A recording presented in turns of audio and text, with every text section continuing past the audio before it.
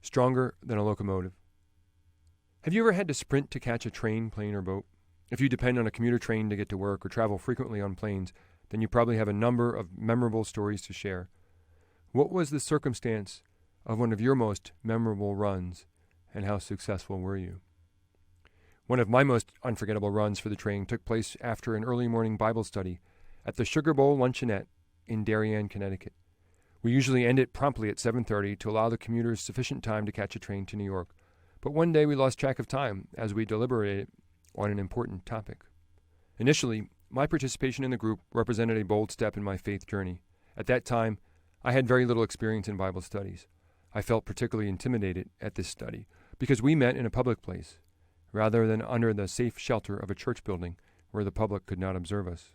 Nevertheless, I soon gained a sense of comfort thanks to the warm, unconditional acceptance of the men in the study and the gracious service of the owner, Bob Mazza. Bob has operated the Sugar Bowl for the last 20 years, serving families, business people, students, visitors, and others in a decorative but casual setting. During those days, he welcomed several Bible study groups each week and made them each feel just as comfortable as any other group of diners. We took turns leading the group. The unwritten covenant of the group allowed each leader the freedom to choose any topic that came to mind. The leader for the week prepared a study in advance by selecting a passage, reflecting over its meaning, and crafting a series of questions for discussion. Each study began with a brief period of casual conversation as we ordered breakfast and greeted each other around our usual table. We traditionally sat at a table in the center of the diner, surrounded by a wall of nostalgia and the typical diner buzz of clattering dishes and chattering patrons. We learned to block out these sounds as we opened in prayer, read scripture aloud, discussed the passages, and closed with prayer. One Tuesday morning, when I was scheduled to lead, I decided to focus on the ways that God spoke to people during biblical times versus the way he speaks to us today. We looked at a passage from Exodus where God spoke directly to Moses, explained his reasons for calling him, and then commanded him to act. I expressed my belief in this passage, but shared my doubt that God would talk to any one of us in that same direct manner. We then exchanged our thoughts on how God communicates with us in our present era. I don't remember all the details of our conversation, but I do recall the patient explanation from one man who said, if you want to feel God's presence, you have to believe that it's possible. He described a story of a missionary in Africa who was asked to heal a sick person. He doubted that he could fulfill this request, but reluctantly agreed to try. The Africans, on the other hand, never doubted God's ability to heal the man. They received the reward for their faith, as the sick person was immediately healed, and the missionary walked away in astonishment. Suddenly, we realized that we had run out of time, so I quickly closed us in prayer, and the commuters excused themselves as they prepared to sprint to the train station. At that time in my career, I did not normally take the train, but I darted for the door with the others that morning in order to go to New York City to attend a funeral service for a friend and co-worker. The distance to the train was about 1/4 of a mile, with the last leg of the path dipping under the railroad tracks, up a flight of stairs, and onto the platform.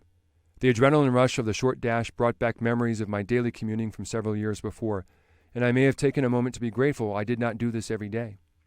As we ran under the tracks, we could hear the train arriving, and picked up our pace toward the stairs. We ascended the stairs with suits and ties flapping in the wind and briefcases tucked under arms. By this time, we could see the train conductor standing in the doorway of the train, looking toward us as if he was holding the door and waiting. We rushed into the door, gasping for breath as the door immediately closed behind us and the train pulled out of the station. Although still in the stage of restoring oxygen to our lungs, we made a point to thank the conductor for holding the train for us. His response astounded us. The funny thing is, I didn't see you coming. The sun was right in my eyes. He didn't pause to elaborate or explain why he did hold the train, but yelled, "Tickets!" as he checked ours and worked his way through the car. Once I caught my breath, I walked through the train looking for a seat and found a group of colleagues who were also on their way to our friend's funeral. As we chatted, I realized that I had the wrong address for the church. If I had missed the train, not only would I have been late for the funeral, but I would not have found it at all. Our recently departed friend was much loved, and we all wanted to be there together to honor and grieve him. If you ever find yourself at the Darien train station on a cloudless day at around 7:30 in the morning in late June, you can appreciate the conductor's response. If you stand in the doorway of a train car at the end of the platform on the New York-bound side and look towards the stairs, you will be looking directly at the sun, fully above the horizon. You will be blinded by the brightness of the sun and won't be able to see down the stairs.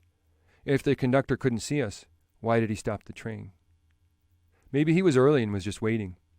Or maybe he could hear us huffing and puffing up the stairs. Maybe something or someone just told him to hold the train. Listening point. I believe that God welcomes our honest questions, struggles, and doubts.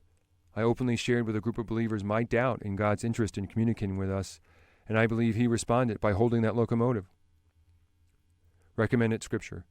Mark chapter 9, verses 14 to 29, with particular focus on verse 24. I do believe.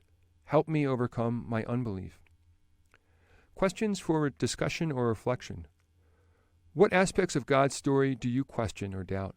What passages in the Bible are most difficult for you to believe? The creation of the universe? The Exodus? The military successes of the Israelites in the Promised Land? The casting out of demons by Jesus? Share your doubts with God, and if you are in a study group, share them and discuss with your group. Recommended prayer.